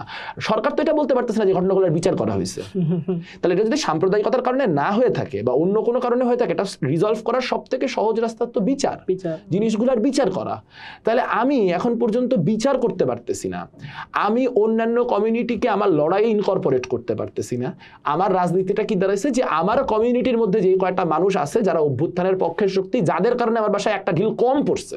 যদি একদম রিয়েল পলিটিক্সের কথা বলি, যে মানে আমি নিজের কথা বাদ দিয়ে বললাম যে আপনার প্রীতম দাসের কারণে বা প্রাপ্তিদে তাপসীর কারণে বা দেবাশিস চক্রবর্তীর কারণে হিন্দুদের বাড়িতে ঢিল কয়টা কম পড়ছে। এবার আপনি বলতে পারেন যে কেন এই পরিস্থিতি আসবে যে সাম্প্রদায়িকতা নর্মালাইজ হবে, সেটা অন্য হিস্টোরিক্যাল কনটেক্সট। কিন্তু আমি বলতেছি এই লোকগুলাকে যে কমিউনিটির শত্রু হিসেবে দীর্ঘদিন ডানপন্থী হিন্দুরা উপস্থাপন করলো, করে তারা যে আন্দোলন করলো, সেই আন্দোলনের পরিণতি কি? যেই মুহূর্তে চিন্ময় কৃষ্ণ জেলে ঢুকে গেল, যারা এত বড় বড় কথা বলতেছিল, সরকার ফেলায় দিচ্ছিল বয়ানবাজি করে, আমি দেখছি মানে সেই মানে পুরোহিত টাইপের লোকজন, ধর্মীয় বিভিন্ন বয়ানবাজি করে যারা এরকম লোকজন, যে আমাদের রক্ত দিয়ে দিতে হবে, অমুক করতে হবে, তমুক করতে হবে, সেই গোটা জিল কই গেল? তার কারণ এইটা বাংলাদেশের বৃহত্তর কমিউনিটির সাথে কিভাবে এই লড়াইয়ে ইনকর্পোরেট করা যায় সেটা চিন্তা করে হয় নাই। এবং সেখানেই আসলে বাংলাদেশের হিন্দু আন্দোলনের হিন্দুদের নিজেদের অধিকার রক্ষার আন্দোলন অত্যন্ত প্রয়োজনীয়। সেটা হিন্দুদের জন্য যেমন প্রয়োজনীয়, বৃহত্তর অর্থে বাংলাদেশের জন্য প্রয়োজনীয়। কিন্তু সেখান থেকে যে কোনো ফরম্যাটে হোক ভারতীয় সুতাটা কাটতেই হবে। ভালো। আচ্ছা, এবার হিন্দু থেকে মুসলমানের দিকে আসি একটু, যেটা মানে এই আলাপটা মনে হয় তুমি করতে করতে বিরক্ত হয়ে গেছো। সেটা হইতেছে বাইনারির আলাপ, যে গণ অভ্যুত্থানের সময় বা একদম পরপরই আমাদের এখানে যে একটা প্রবল ঐক্য তৈরি হয়েছিল বলে মনে করা হয়, যে সব পক্ষ মিলে এসে এক পক্ষে দাঁড়াইছে। এমনকি তোমার বিরুদ্ধে অভিযোগ আছে যে শিবিরের সাথে বসছো কেন, এইভাবে স্পেস তৈরি করে দেওয়ার বিষয়টা। আবার এখন তো তুমি খুব সোচ্চার এই ইস্যুগুলো নিয়ে। তো একটা হচ্ছে যে কি কেন এমন পরিস্থিতি হইলো যে আমরা এটা ধরে রাখতে পারলাম না, আর দ্বিতীয় হইতেছে কি এখন যদি আবার ঐক্য তৈরি করতে চাই, ইউটোপিয়াকে বাদ দিয়া বাস্তবসম্মতভাবে কি করলে এই ঐক্য তৈরি করা সম্ভব হবে? হাসিনাকে ফিরিয়ে নিয়ে আসলে হইতে পারে, এইটা একমাত্র উপায়। হাসিনা আবার প্রধানমন্ত্রী হইতে পারে, তাও আই হাইলি ডাউট। কিন্তু না, ওইটা হইতে পারে, ওইটা ছাড়া আমি আর সম্ভাবনা দেখি না। কারণ এখানে মুশকিলটা হচ্ছে যে তারা খুবই মানে বাংলাদেশের ধরেন আমরা মানে দীর্ঘদিন ধরেন এখানে শিবির দমন করার জন্য যে রাজনীতি করা হয়েছে, সেই রাজনীতিতে আসলে খুব ভালো রাজনীতি না। সেই রাজনীতির ভিকটিম শেষমেশ মানে আমরাও হয়েছি। আমাদের ইন্টারনাল যখন সংগঠন দুই ভাগ হয়েছে, তখন ওই অংশের যে মানে তথাকথিত সাধারণ সম্পাদক, সে বলছে যে এরা জামাত শিবিরের কর্মী কিনা আমরা নিশ্চিত নই। দীপক শীল নিজে স্পষ্ট ভাষায় বলছে যে আমরা জামাত শিবির কিনা নিশ্চিত নই। তো জামাত শিবির ট্যাগ তো আমিও খাইছি। বা এই লিয়াজো কমিটির মিটিংয়ে যখন বসা হয়েছে, তখন আমার নামে প্রচারণা করা হয়েছে যে হচ্ছে যে জামাতের এজেন্ট, শিবিরের এজেন্ট। এখন কথা হচ্ছে যে এগুলা তো কোনো আর মানে তখন শিবির এমটি সিগনিফায়ার বলে না লাকার ভাষায়, এটা এমটি সিগনিফায়ারে পরিণত হয়েছে, যে হচ্ছে মানে এটা শব্দটার কোনো মিনিং ছিল না, এটা মিনিংলেস হয়ে গেছিল। এখন কথাটা হচ্ছে যে ধরেন 24 একটা অভ্যুত্থান হয়েছে, সেই অভ্যুত্থানের আগে কিন্তু আমি কে শিবিরের প্রেসিডেন্ট, জেনারেল সেক্রেটারি এগুলো কিছু চিন্তাম না। কিন্তু আমরা জানতাম যে কেউ শিবিরও নিশ্চয়ই ইনভলভ। কারা কারা শিবির কতটুকু ইনভলভ, কারা কি করতেছে আমরা জানতাম না, কিন্তু আমরা জানতাম যে শিবির ইনভলভ। কারণ শিবির কোটা আন্দোলনের সাথে সবসময় ইনভলভ থাকে বেনামে, এটা আমাদের একটা মোটা দাগে একটা ধারণা ছিল। তো যখন 5ই আগস্টের পর তারা আলটিমেটলি বাইর হইলো, এবং বাইর হওয়ার পরে তারা এবং শুরু থেকে দেখেন মানে অসৎ রাজনীতির সমস্যাটা কি, যে তারা আপনি ধরেন আপনার রাজনীতি করার, আমি বলতেছি যে আপনার রাজনীতি করার ইখতিয়ার নাই। তো আপনি আপনার রাজনীতি করার কেন ইখতিয়ার আছে এই ব্যাখ্যা না দিয়ে আমার চাপ দেওয়ার চেষ্টা করতেছেন রাজনীতি নিষিদ্ধ করার চেষ্টা করতে দিয়ে। তো প্রথম 1.5-2 মাস হলো যে গণদাবি জনরায়ের ছাত্র রাজনীতি নাকি নিষিদ্ধ করে দিতে হবে, এটা সকল শিক্ষার্থীদের, সাধারণ শিক্ষার্থীদের ইয়ে। তো তারপরে এই নাটক বেশি দিন টিকলো না। এই নাটক হচ্ছে যেদিন হচ্ছে তোফাজ্জল মারা গেল, তার মধ্য দিয়ে বোঝা গেল যে আসলে মানে রাজনীতি থাকা না থাকার সাথে হলগুলার পরিস্থিতির কোনো সম্পর্ক নেই। হলগুলাতে যে মব পরিস্থিতির সৃষ্টি হয়েছে এটা এই অরাজনৈতিক সময়ে তৈরি হয়েছে। এবং ওই তোফাজ্জলের ঘটনার পরে তারা ঢাকা বিশ্ববিদ্যালয়ে একরকম কনসেশন তাদের করতে হলো তাদের ছাত্ররা। তার আগ পর্যন্ত কিন্তু বিশ্ববিদ্যালয়ের প্রশাসন একটা ছাত্র সংগঠনের সাথে বসে নাই। তার আগ পর্যন্ত সাদিক কায়েম তার প্রোটোকল ছিলেন আমাদের ভিসির, কিন্তু তার বাইরে অন্য কোনো ছাত্র সংগঠনের সাথে তিনি বসেন নাই। এই ঘটনার পরে ভিসি প্রক্টর আমাদের সাথে বসতে বাধ্য হইলেন। এবং পুরা ঘটনার মধ্যে দিয়ে আপনার ধরেন ডানপন্থী যে শক্তিগুলা, এই ডানপন্থী শক্তিগুলোর সাথে আমরা যেটা চাইছিলাম অনেস্টলি স্পিকিং, সেটা হচ্ছে যে শিবিরের সাথে আমার রাজনীতি কোনো দিনই বন্ধুত্বপূর্ণ হবে না, কোনো দিনই সহযোগিতামূলক হবে না। আমরা চাইছিলাম যে রাজনীতিটা শত্রুতামূলক না হয়ে অন্তত প্রতিদ্বন্দ্বিতামূলক হোক। এবং সেটার জন্য আমরা বড় মানে কাফারা দিতে রাজি ছিলাম, যে আমাদের যদি ব্যক্তিগত কষ্ট নিতে হয় আমরা সেই কষ্ট নিব। কারণ ধরেন আমি যে ছাত্র সংগঠনটা করি, ছাত্র ইউনিয়ন, আমার সংগঠনের প্রচুর শহীদ আছে শিবিরের হাতে, মানে এবং ভয়াবহ সব গল্প আছে যে এক রুমে থাকতো, এক মেসে থাকতো, রাত্রেবেলা পায়ের রক কাইটে দিয়ে পালাইছে। এমন মানে কাছের লোক হওয়ার অভিনয় করে তার সাথে অবস্থান করে পরবর্তীতে তাকে আক্রান্ত করে ইয়ে করছে, এরকম প্রচুর ইনসিডেন্ট আছে। আমি যখন লিয়াজো কমিটির মিটিংয়ে আমরা ছাত্র ইউনিয়ন থেকে আমি আমাদের সেন্ট্রাল প্রেসিডেন্ট রাগিব নাইম এবং আমার varsity general secretary mine Ahmed আমরা মিটিংয়ে ছাত্র ইউনিয়নকে রিপ্রেজেন্ট করে বসছি, সেই মিটিংয়ে ছাত্র শিবির বসছে, তখন সেটা নিয়ে সারা দেশের শত শত সাবেক মানে হচ্ছে একদম মানে ভয়াবহ নিন্দা করছে যে এই ছাত্র ইউনিয়ন আমার না, অমুক না, তমুক না।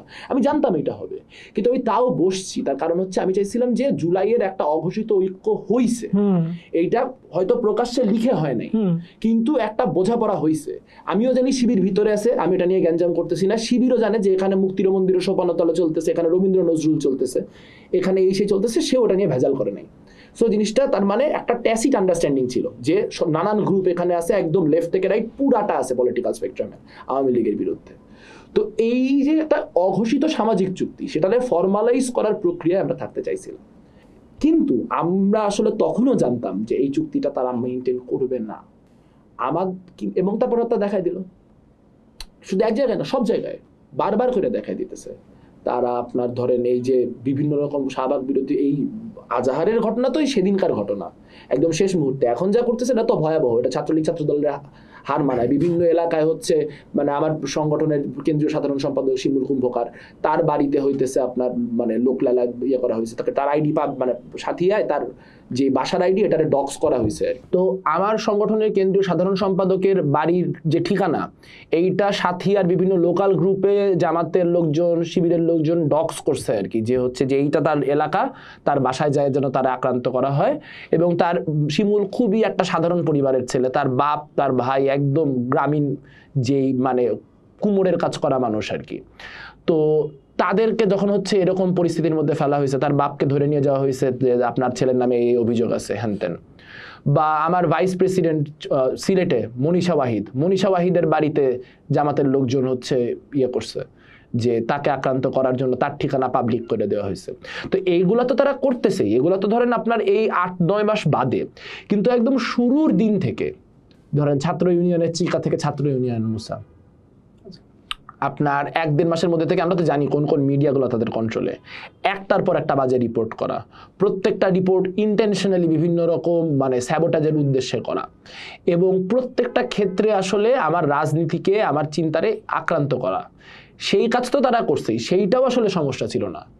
কিন্তু তারা এতবার করে বলল যে 24 নতুন সামাজিক কন্ট্রাক্ট, এইটা ওইটা সেইটা, কিন্তু 71 প্রশ্ন তাদের যে খাইজলত, এটা থেকে তারা কোনোভাবে বাইরে হইতে পারলো না। এবং তারা রাজনীতিটাকে বারবার করে নিয়ে যায় ওখানেই ফেলতেছে।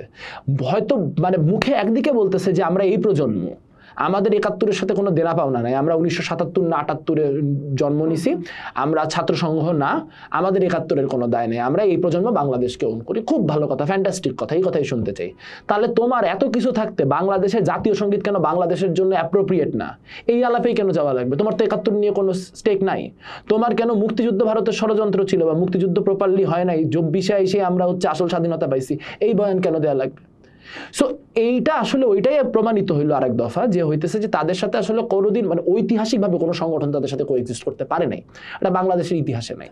যেইটা মুশকিলটা হয়ে গেছে এইবারে এসে, সেটা হচ্ছে যে এই যে নতুনদের এই কোটানকোট বৈষম্য বিরোধী এখন যারা বাকচাষ, এরা এদেরকে যে স্পেসটা করে দিছে এবং পোলারাইজেশনটা এমনভাবে হয়েছে যে অভ্যুত্থানপন্থী শক্তি হচ্ছে শিবির আর অভ্যুত্থান বিরোধী শক্তি হচ্ছে ছাত্রদল এবং বামপন্থীরা, এই যে পোলারাইজেশনটা তারা দাঁড় করাইছে, এটা বাংলাদেশের একটা চরম ক্ষতি করছে। এটার মধ্যে দিয়ে শিবির মেইন স্ট্রিম অর্গানাইজেশনে পরিণত হয়েছে। আমাদের আলাপ সবসময় ছিল শিবির প্রসঙ্গে যে শিবির যদি নিজের ভুল ত্রুটি স্বীকার করে আসে, শিবির যদি ক্ষমা চায় আসে, এবং শিবির যদি এই ব্যাপারে তার পলিটিক্স থেকে আমি দেখতে পাই যে সেই রাজনীতি আর করতেছে না, সে পুরানো আলাপ বাদ দিয়ে নতুন আলাপ করতেছে, তাহলে তো ইসলামিক শাসনতন্ত্র ছাত্র আন্দোলনও ক্যাম্পাসে এক্সিস্ট করে।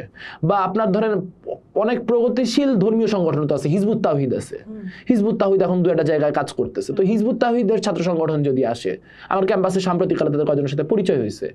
এই রাজনীতি তো ডিফারেন্ট রাজনীতি তো থাকবে, পশ্চিমে তো থাকতেছে, পশ্চিমে তো এরকম একদম মাওবাদী রাজনীতি যেমন একটা ছাত্র সংগঠন করতে পারতেছে একটা বিশ্ববিদ্যালয়ে, একইভাবে একটা ধর্মীয় রাজনীতিও করতে পারতেছে। কিন্তু মুশকিলটা হচ্ছে যে আপনি আমার বেসিক ডেমোক্রেটিক রাইটসে বিশ্বাস করেন কিনা। এরা তো প্রকাশ্যে বলে দিতেছে যে আমরা ভোট করে ক্ষমতায় এসে শরিয়া প্রতিষ্ঠা করব। তাহলে আপনি যে এটা আর লুকাচ্ছেও না, বলে দিচ্ছে ইন্টেন্ট হচ্ছে ডেমোক্রেসির ঘাড়ে উঠে ডেমোক্রেসি দিয়ে ব্রিজ ক্রস করে তারপর সেই ব্রিজটা পুরাই দেওয়া। ডেমোক্রেসির এই রোড করে দেওয়া। তো আমি যখন দেখতেছি যে আমার ক্যাম্পাসে একটা ছাত্রীকে হেনস্থা করা হইতেছে এবং যারা হেনস্থা করছে সেই হেনস্থা একদল আসছে তাদের ছাড়াইতে, আর শিবির আর বাকছাসের নেতারা গেছে তাদের সাথে নেগোশিয়েট করতে। এখানে কোনো নেগোসিয়েশনের সুযোগ আছে? আমার ক্যাম্পাসে একটা ছাত্রীরে মানে হেনস্থা করে একটা লোককে জেলে ঢুকানো হয়েছে, তারে ছাড়াইতে যদি বহিরাগত আসে তাহলে আমি ওখানে একটা মাত্র কারণে যাইতে পারি, ওরে মাইক দেওয়ার জন্য। তা না হলে আমি যাবো না, পুলিশের কাছে ছেড়ে দিব। আমি যদি ওখানে যাই তাহলে আমার একমাত্র উদ্দেশ্য হবে ওরা মাইক দেওয়া। তা না হলে আমি কেন যাবো? পুলিশের কাছেই তো আছে। আমি কিসের নেগোশিয়েট করতেছি? মানে আপনি অপ্রেসার আর অপ্রেসারের মধ্যে নেগোশিয়েট করতেছেন। এবং এই নেগোসিয়েশন তো শুধু এইখানে না, আপনি দেখেন যেই জায়গায় ওদের ন্যূনতম ক্যাপাসিটি আছে ওরা কি করছে। ইসলামিস্টরা গত 10 মাসে ইসলামিস্টদের কাজ হচ্ছে যেখানে যেখানে লালন সঙ্গীত হতো লালন সঙ্গীত বন্ধ করা। হেফাজতে ইসলাম দায়িত্ব নিয়ে করছে, যেখানে যেখানে 100-র উপর মাজার ভাঙা, যেখানে যেখানে গানের মানে অনুষ্ঠান হইতো আখড়া অমুক তমুক হ্যানত্যান সেগুলা ভাঙচুর করা, কোথায় কাদিয়ানিরা আছে কাদিয়ানিদের মারা, ইত্যাদি ইত্যাদি ইত্যাদি। কোথায় নারীরা কি পোশাক পরছে নারীদের পোশাক পুলিশ করা। এই এলাকায় হচ্ছে ওয়াজ হবে বা মাহফিল হবে, এখানে সব নারীরা কালকে থেকে দোকানপাটেও না বাইর হয়, মাইকিং করে এই ঘোষণা দেওয়া। তো গত 8-10 মাসে তারা তো বুঝাই দিছে যে তারা আসলে কোনোভাবেই এই যে আমরা নতুন বাংলাদেশ নতুন বন্দোবস্ত বলতেছি তাদের এগুলোর সাথে কোনো সম্পৃক্ততা নাই। তারা 80-র দশকে 90-এর দশকে বা তারও আগ থেকে যেই মানুষের সিভিল লিবার্টি হরণ করার রাজনীতি করতো তারা সেই রাজনীতি করবে। এখন এই রাজনীতির সাথে তাহলে এখন আপনি বলতে পারেন যে তাহলে আমার লাভটা খেলো, তাহলে ডে 1 থেকে এটা করা উচিত ছিল। ডে 1 থেকে আমি তো জানি যে এরা এগুলা করবে, তাহলে আমি লিয়াজো কমিটির মিটিংয়ে শিবিরের সাথে বসলাম কেন? আমি শুরুর দিনই বাইর হয়ে গেলাম না কেন? এখন কথা হচ্ছে যে আমার আর আপনার একটা চুক্তি হইতেছে, আমি জানি আপনি ভাঙবেন, তাই বলে আমি যদি ভাঙি, এইটা তো ধরেন থার্ড পার্সন যিনি বসে আছেন, ক্যামেরার পিছনে যিনি বসে আছেন উনি তো জানেন না, উনি তো ভাবতেছে তখন ভাববেন যে হচ্ছে আমি চুক্তিটা ভাঙলাম। তো আর কিছু না হোক, ছাত্ররা যারা একটু অবজেক্টিভলি চিন্তা করে এরা এইটা বুঝছে যে জুলাইয়ের ঐক্য বামপন্থীরা প্রগতিশীলরা ভাঙে নাই, জুলাইয়ের ঐক্য ডানপন্থীরা ভাঙছে, এবং জুলাইয়ের ঐক্যতে ডানপন্থীরা ভাঙছে এইটার যেই ফল, এই ফল তাদের আগামী 20 বছর ভুগতে হবে। হয়তো আজকে মানুষ বুঝতেছে না, কিন্তু এটা আগামী 20 বছর তারা হারে হারে টের পাবে। এবং এই জন্য ওই সময় জুলাইয়ের ঐক্যটা যদি বামপন্থীরা ভাঙতো, জুলাইয়ের ইনিশিয়াল বিভিন্ন ক্ষেত্রে যেই মানে কি বলবো নুইসেন্স তৈরি করার বিভিন্ন রকম কালেকটিভ চেষ্টার থেকে দূরে থাকার কাজটা যদি বামপন্থীরা করতো, এই একই দায় বামপন্থীদের ঘাড়ে বর্তাইতো। সেই ঐতিহাসিক দায় কিন্তু এখন আর বামপন্থীদের ঘাড়ে নাই। ওকে, আচ্ছা, এইখান থেকে যে জায়গাটা যাইতে চাই সেটা হইতেছে যে এই যে অনেকগুলো কমিশন হয়েছে, সংস্কার কমিশন, সেই কমিশনগুলোর মধ্যে একটা হচ্ছে নারী সংস্কার কমিশন, এবং সেটা নিয়েই তো ঝামেলার সূত্রপাত হইল। ঝামেলা বলতে হচ্ছে যে এই কমিশনের কিছু প্রস্তাবের বিষয়ে বাংলাদেশে যে মারাত্মক উন্মাদনা, সেইটার সাথে আমাদের নবগঠিত একটা পার্টির বিভিন্নভাবে বিভিন্ন অবজারভেশনগুলো যুক্ত হয়ে যাওয়া, এবং তার পরবর্তীতে এইখানকার এই যে মানে এইটাকে ঘিরে একটা মারাত্মক নারী বিরোধী অবস্থান আমরা সোসাইটিতে দেখলাম। এইটারে তুমি আসলে কিভাবে দেখো? আমার কাছে মনে হয় যে বাংলাদেশে এখন একটা নতুন অন্য ক্রাইসিস তৈরি হয়েছে। আমরা সারা জীবন নারী বিদ্বেষী অবস্থান বা নারী বিদ্বেষ এইটার সাথে অ্যাসোসিয়েট বা অ্যাফিলিয়েট করি যেই গোষ্ঠীগুলোকে, সেই গোষ্ঠীর বাইরেও একটা ভয়াবহ নারী বিদ্বেষী গোষ্ঠী তৈরি হয়েছে প্রচুর পরিমাণে। মানে আমার কাছে বড় কনসার্ন এটা লাগে না যে হেফাজতে ইসলাম কি অবস্থান নিচ্ছে। হেফাজতে ইসলাম ঐতিহাসিকভাবেই অবস্থান নিচ্ছে, সে 2013তেই অবস্থান নিচ্ছে। কিন্তু মুশকিল হচ্ছে যে বাংলাদেশে একটা নতুন গ্রুপ তৈরি হয়েছে যারা হয়তো ইংলিশ মিডিয়াম থেকে পড়াশোনা করছে, যারা হয়তো বাংলা মিডিয়ামের খুব মানে কি বলবো হাই এন্ড যেসব স্কুল সেগুলো থেকে পড়াশোনা করে ইউনিভার্সিটিতে পাশ করে বাইর হয়েছে, কিন্তু তারা অ্যান্ড্রিউ টেটের ভক্ত। এইটার একটা বড় সোশিওলজিক্যাল ডাইমেনশন আছে যে কেন আসলে ক্যাপিটালিজমের এরকম একটা পর্যায়ে যেখানে মানুষজন প্রচুর পরিমাণে কি বলবো আনএমপ্লয়েড, এমপ্লয়েড হইলেও সে ইনভিজিবল। 30 বছর আগে একটা পুরুষের জীবন অনেক বেশি ইজিয়ার ছিল। সে একটা মোটামুটি দেখতে শুনতে হইলে, সে একটা মোটামুটি চাকরি বাকরি করলে it was very easy to get a wife, একটা ফ্যামিলি করা, একটা সামাজিক একটা অবস্থান নেওয়া। এখন সে অনেক বেশি ইনভিজিবল ফিল করে, সে ইনফিরিয়র ফিল করে।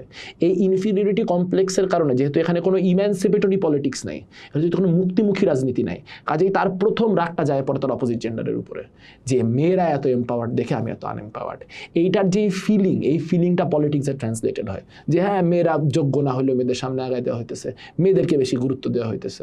দেখবেন যে প্রত্যেক বছর এসএসসি এইচএসসি পরীক্ষার সময় বিভিন্ন মানে সংবাদপত্র যায় মেয়েদের স্কুল কলেজের রেজাল্টগুলোতে ফোকাস করে, এবং তারপর সারাদিন ট্রল হয় যে এবার এবছরেও কোনো ছেলে এইচএসসি পরীক্ষা দেয় নাই। এটা একটা সামাজিক অভিজ্ঞতা আছে। রাইট উইঙ্গাররা এই পলিটিক্সটাতে খুব সুন্দর মতো ট্যাপ ইন করছে। তারা এই রিজেন্টমেন্টটা দেখতে পাইছে যে এখানে একটা জেন্ডার রিজেন্টমেন্ট কাজ করতেছে। দুনিয়া জুড়েই কিন্তু এই মুহূর্তে একটা ক্রাইসিস চলতেছে যে প্রগতিশীলরা ইয়াং মেলদেরকে পলিটিক্সে টানতে পারতেছে না। বাংলাদেশে এই ক্রাইসিসটা অত বেশি নাই, বাংলাদেশে বরং উল্টা ক্রাইসিসই বেশি, যে বাংলাদেশের প্রগতিশীল রাজনৈতিক দলগুলোতেও আপনার নারীদের সংখ্যা কম।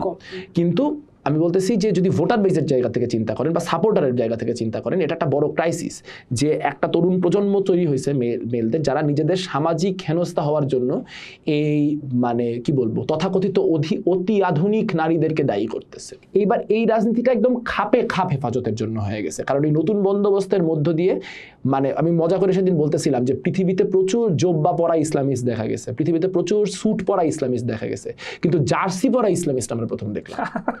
সো এই যে জার্সি পরা ইসলামিস্ট, এটা একটা নতুন সোশিওলজিক্যাল ডাইমেনশন।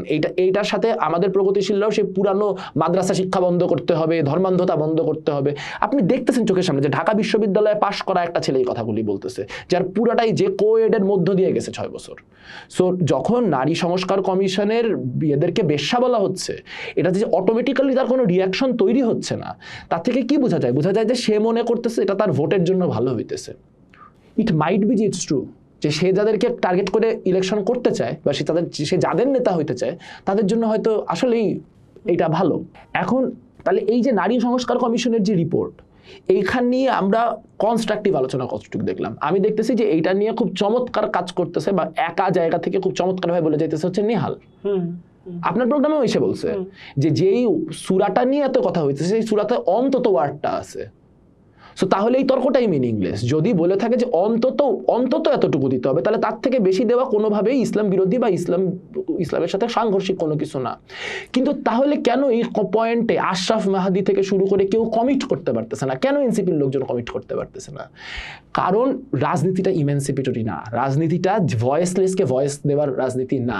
গোটা রাজনীতিটাই হচ্ছে যার ইতিমধ্যে ভয়েস আছে তাকে আমার পক্ষে রাখার রাজনীতি, ভয় দেখানোর রাজনীতি। ভয় দেখানোর রাজনীতি করতে হইলে, ফাপড়বাজির রাজনীতি করতে হলে, যার কণ্ঠস্বরটা ইতিমধ্যে সব থেকে বেশি ক্ষমতায়িত তাকে জায়গা করে দিতে হবে, তার মাউথ পিস হয়ে যেতে হবে আমার। যে কণ্ঠস্বরহীন তাকে তো আমি আজকে সাপোর্ট দিলেই কালকে তার কণ্ঠস্বর তৈরি হয়ে যাবে না, ফলে সে তো আমার হয়ে ফাপড়বাজিটা করতে পারবে না। সে তো ফেসবুকে এসে হাসনাত ভাইয়ের পক্ষে বিশাল লেখাটা লিখতে পারবে না। সে হয়তো ইনবক্সে আপনাকে বলবে যে ভাই যে থ্যাংক ইউ আমার পক্ষে বলার জন্য, কারণ বাই ডেফিনেশন সে তো ভয়েসলেস।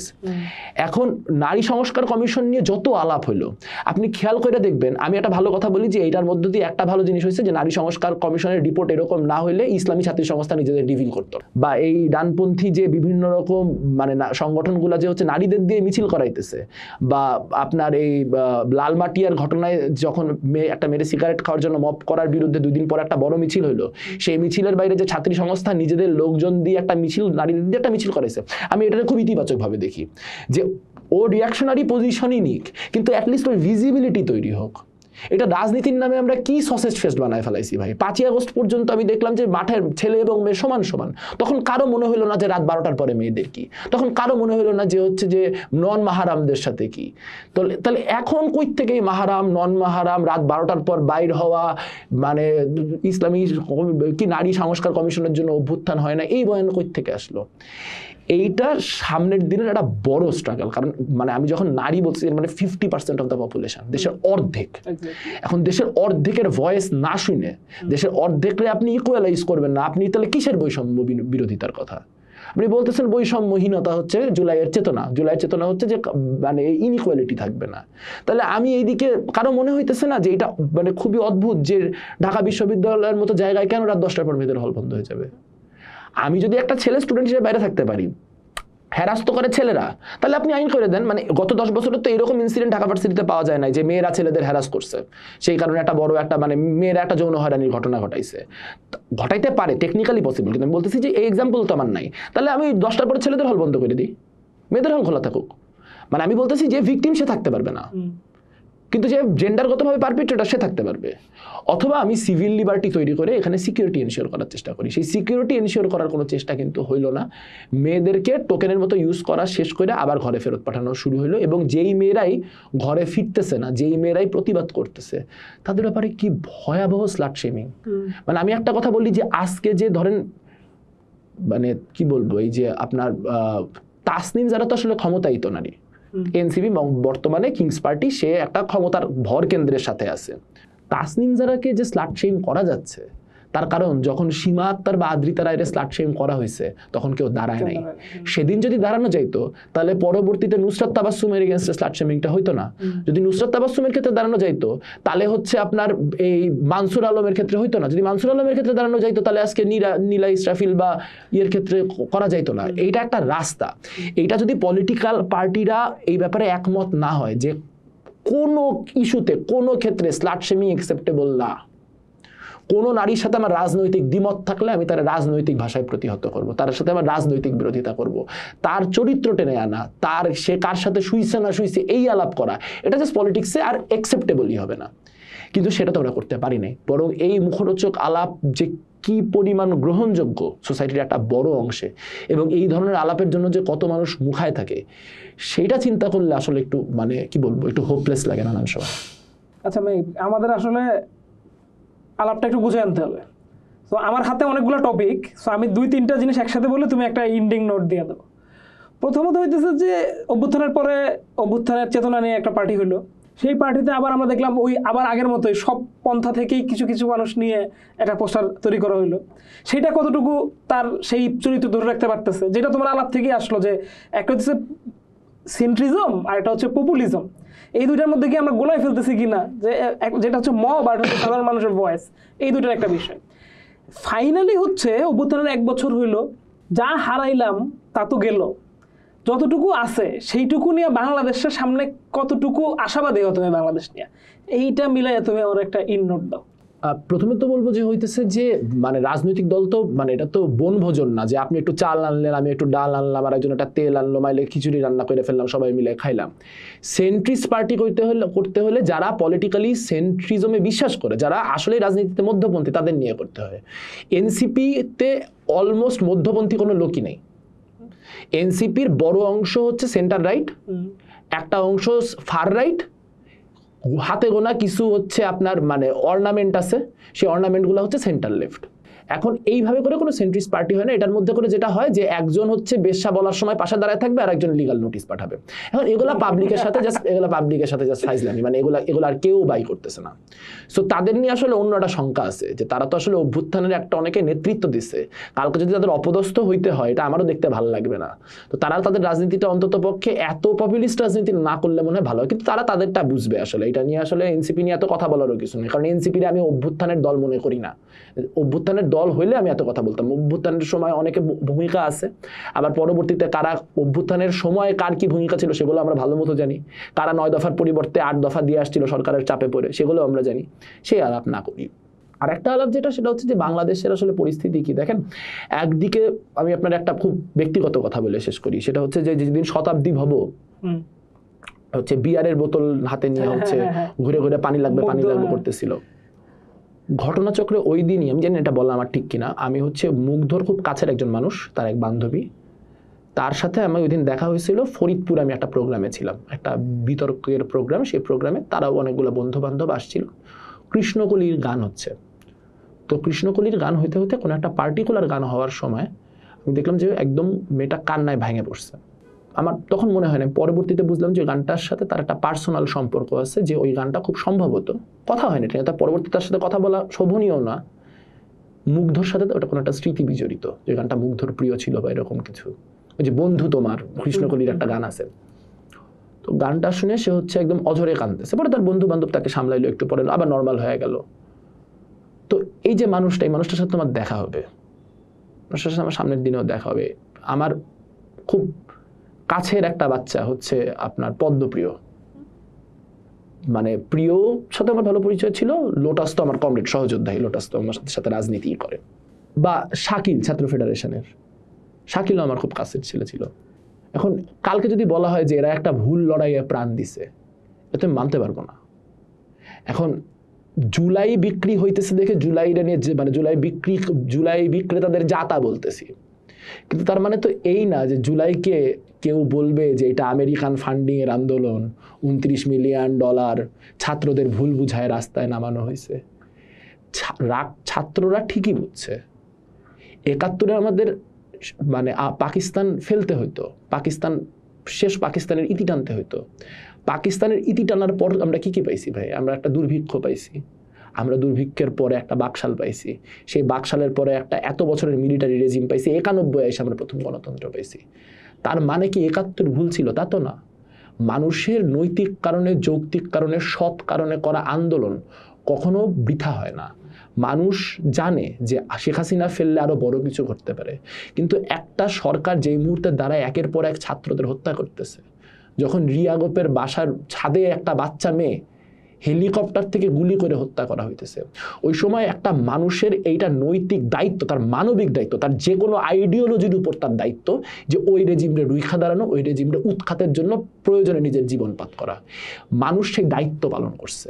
যেই বুদ্ধিজীবীরা সেদিন নিজেদের দায়িত্ব পালন করে নাই, তারা আজ যারা দায়িত্ব পালন করতেছে, তাদের আন্দোলন সঠিক না বেঠিক ছিল, তারা ঠিক বলছিল না ভুল, তারা ঠিক বুঝে নামছিল না ভুল বুঝে নামছিল, এই নিয়ে সবক দিবে, এইটাও বাংলাদেশে টিকবে না।